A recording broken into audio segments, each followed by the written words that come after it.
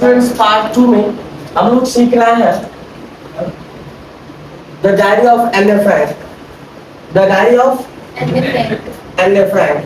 The diary of Anne Frank का जो next paragraph जो आज हम लोग पढ़ रहे हैं, since no one would understand a word of my stories to Kitty. Since क्योंकि नो वन वुड अंडरस्टैंड, कोई नहीं समझेगा, क्योंकि कोई नहीं समझेगा a word of my stories, मेरे कहानी का एक भी शब्द, मेरे कहानी का एक भी शब्द कोई नहीं समझेगा। टू किटी, जिस बातों को, जिन कहानियों को मैंने किटी में लिखा है, यानी डायरी में लिखा है। If I were to plunge writing, अगर मैं न भी चाहूं तो, if I were to plunge right in, it's a kind of phrase, एक प्रकार का मुहावरा है। अगर मैं न भी चाहूं तो I better provide a brief sketch, मेरे लिए बढ़िया होगा संक्षिप्त रूप में रेखाचित्र बनाना, चित्रण करना, ठीक है, ऑफ माई लाइफ, मेरे जीवन का।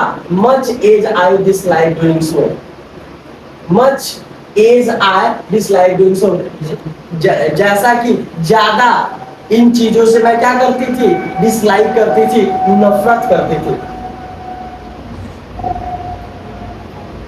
My father the most adorable father I have ever seen, मेरे पापा दुनिया के सबसे अच्छे पापा, सबसे पूजनीय पापा। वैसे तो सबके पापा उनके लिए पूजनीय होते हैं, सबसे प्यारे होते हैं, सबसे अच्छे होते हैं। ठीक उसी प्रकार से एन ए फ्रैंक भी कह रहे हैं कि my father the most adorable. Adorable मतलब क्या होता है, एक ऐसा व्यक्ति, हाँ, जो इतना अच्छा हो कि उसका पूजा करने का मन करे। एक ऐसा व्यक्ति जो इतना अच्छा हो उसका पूजा करने का मन करे, उसको बोलते हैं एडोरेबल, प्रशंसा करना। My father the most adorable father I have ever seen, अब तक मैंने जितना भी देखा है उन सभी लोगों में मेरे पापा सबसे अच्छे पापा हैं। Didn't marry my mother until he was 36, मेरी मम्मी से शादी तब तक नहीं किए जब तक मेरी मम्मी का उम्र 36 नहीं हो गया। 36 मतलब 36 साल की नहीं हो गई। इतने अच्छे पापा हैं। एंड शी वाज 25, गलत हो रहा है, उनकी उम्र कितनी थी, पापा की ऑटो फ्रैंक की उम्र कितनी थी, 36 थी, और उनकी मम्मी की उम्र कितनी थी, 25 थी।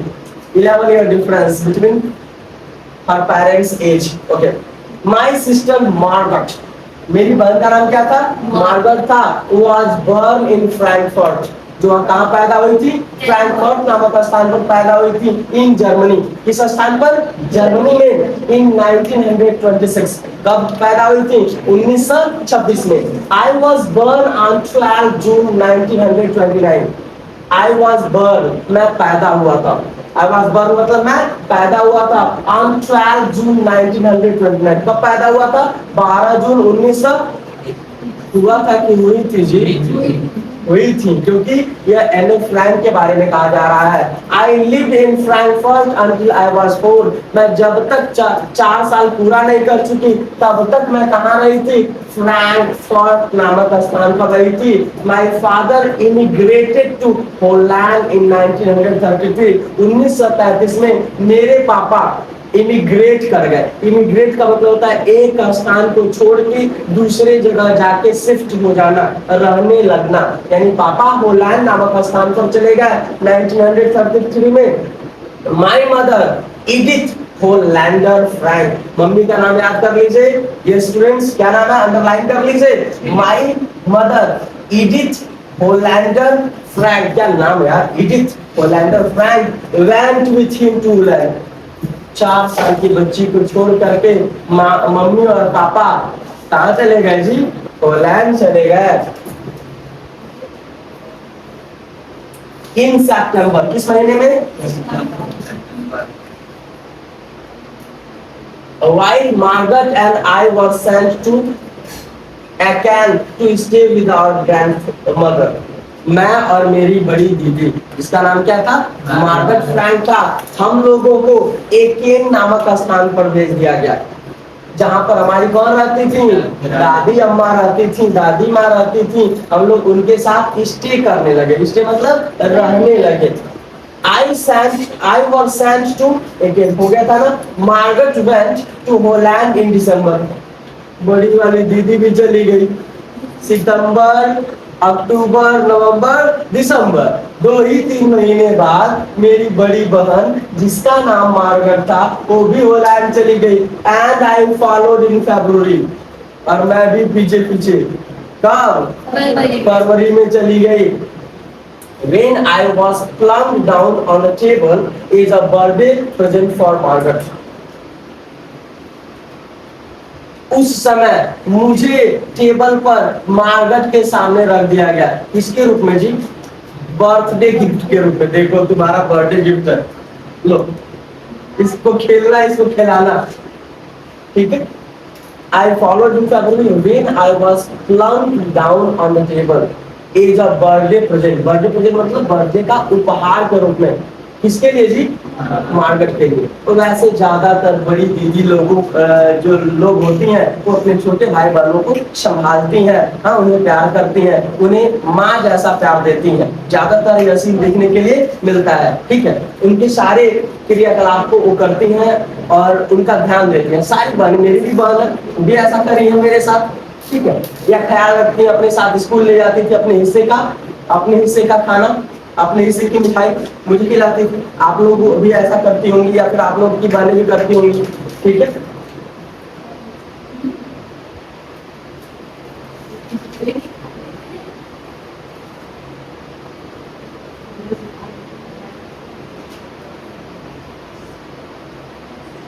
I started right away at the Montessori nursery school.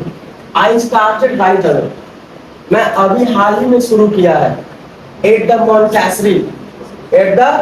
Montessori nursery school. अभी हाल ही में मैंने एक नर्सरी स्कूल ज्वाइन किया है जिसको लोग बोलते हैं मॉन्टेसरी. बड़ी फेमस वर्ड है मॉन्टेसरी. ठीक है. वही मॉन्टेसरी एक प्रकार का स्कूल होता था. ठीक है. इसको लोग बहुत गलत तरीके से प्रेजेंट करते हैं लोग. I stayed there until I was 6. मैं वहां पर तब तक रही मॉन्टेसरी स्कूल में जब तक कि मैं 6 साल की नहीं हो गई. कितने साल की? 6 साल की. At which time I started in the first form. उस समय मैं किस क्लास में प्रारंभ की थी? फर्स्ट फॉर्म मतलब पहली कक्षा में. In the 6th form my teacher was Mrs Kuperus. 6वीं क्लास में ना मेरी जो टीचर थी उनका नाम था मिसेस क्यूप्रस. क्या नाम था? The headmistress. यही वहाँ की मुखिया थी, मेन टीचर थी, हेड मिस्ट्रेस थी. At the end of the year we were both in tears. क्योंकि मैं वहाँ पर 1 से लेकर 6 साल तक थी. टीचर से मेरा गहरा लगाव हो गया था और टीचर तो मुझसे भी गहरा लगाव हो गया था. तो बिछड़ते समय हम दोनों लोगों के आंखों में क्या था? टीयर्स था, आंसू था.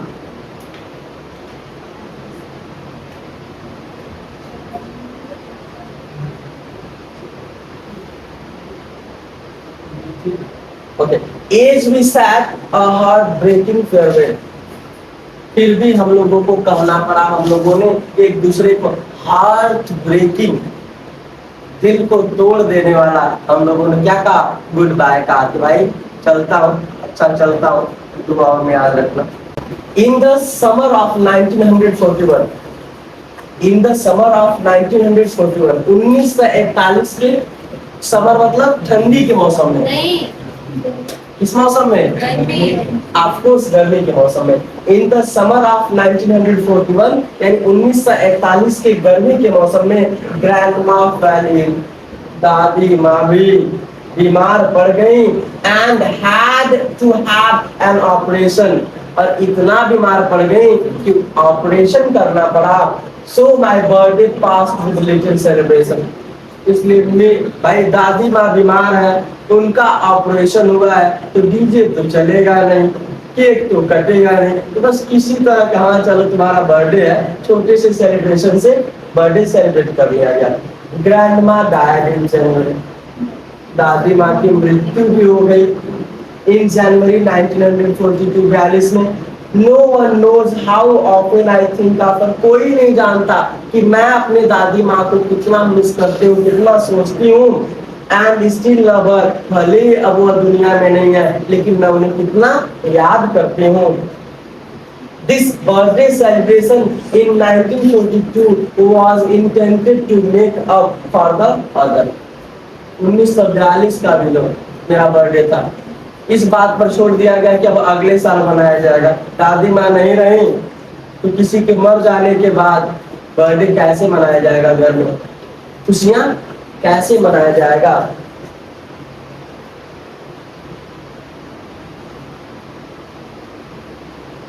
And grandma's candle was lit along with her rest. और दादी माँ की जो मोमबत्ती थी lit along with the rest, हमेशा हमेशा के लिए क्या हो गई जी? हाँ? Grandma's candle was lit, जल गई along with her rest, उनके आराम के साथ। जैसे this thing you know very well, it is our rituals, it is famous in our country that whenever we celebrate the birthday of a people or person, we blow out the candle। जब कभी भी हम किसी का birthday celebrate करते हैं ना तो हम मोमबत्ती को बुझा देते हैं। क्या कर देते हैं? बुझा देते हैं। लेकिन अगर कोई किसी की मृत्यु हो जाती है तो हम उसके लिए मोमबत्ती जला देते हैं। मेरी बात समझ में आ रही है ना? तो वही यहाँ पर लिखा हुआ है, ठीक है, कि grandma's candle was lit along with the rest। उनके आराम के साथ, उनके मौन के साथ एक मोमबत्ती उनके नाम से क्या कर दी गई? जला दी गई। समझ में आ रहा है ना? यह दुनिया ऐसी ही है, मरने के 13 दिन बाद कितना भी आपने नाम कमाया है, 16वें दिन जब लोग खाना खाने आएंगे ना तो लोग खाने की बात करेंगे। आपकी बातें बड़ी कम होंगी, मैंने बड़ी गौर से देखा है इस दुनिया में। हाँ, लोग भले ही आपके फोटो पे फूल चढ़ा देंगे और फूल चढ़ाते समय हो सकता है उनकी आंखें नम हो जाए, लेकिन उसके 10 मिनट बाद आपके परिवार का जो सबसे वरिष्ठ व्यक्ति है ना, उसके भी चेहरे पे आपको हंसी और उसको भी हंसी का माहौल बनाते हुए आप देख सकते हैं। हाँ, मैंने अभी कुछ ही दिन पहले देखा है और मैं कई बार इस बात को नोटिस करता हूँ, ठीक है। खैर, तो कभी भी हमें अपने ऊपर या आपको अपने ऊपर घमंड करने की जरूरत नहीं है। हम रहे या ना रहे, दुनिया चलती रहेगी। हाँ, आप रहे ना रहे, दुनिया चलती रहेगी। कोई किसी से जब सुना होने वाला नहीं है, ठीक है। बहुत बड़ी दुनिया हो गई है और अपने जो खास लोग हैं ना, तो वही आपको जनाजे पे विदा करके ले जाएंगे। The four of us are still doing well. The four of us are still doing well. हम चारों अभी भी अच्छा कर रहे हैं। And that bring me to the present date of 20 June 1942. क्या लिखा है? And that bring me to the present date of 20 June 1942. तो अब किस डेट में मुझे ला दिया? 20 जून 1942 में। And solemn dedication of my diary, और मैंने समर्पित कर दिया एक शांत तरीके से अपनी बातों को किसमें? डायरी में। ठीक है, इतनी बातें समझ में आई? कोई पैराग्राफ अगर ऐसा हो जो समझ में आया तो मैं एक बार और बताने के लिए रेडी हूँ। लिखा हुआ है, Why does Anne provide the brief sketch of her life? एन्ने ने अपने जीवन का एक संक्षिप्त चित्रण क्यों किया है? Because she does not like to write fact and data in the diary as all the people used to write। जैसा कि सभी लोग अपने डायरी में फैक्ट लिखते हैं, डेटा लिखते हैं, और ये चीजें उन्हें पसंद नहीं था, इसलिए उन्होंने सोचा कि वो डायरी में आत्मचित्रण करेंगे। या लिखा था ना स्टोरी में, फिर लिखा What tells you that Anne loved her grandmother? वह कौन सी बातें हैं? What tells you, जो आपको बताता है that Anne loved her grandmother, कि एन्ने अपनी दादी माँ से ज्यादा प्रेम करती थी। What tells you that Anne loved her grandmother? वो कौन सी बातें हैं जो आपको बताती हैं कि एन्ने अपने दादी माँ से ज्यादा प्रेम करती थी?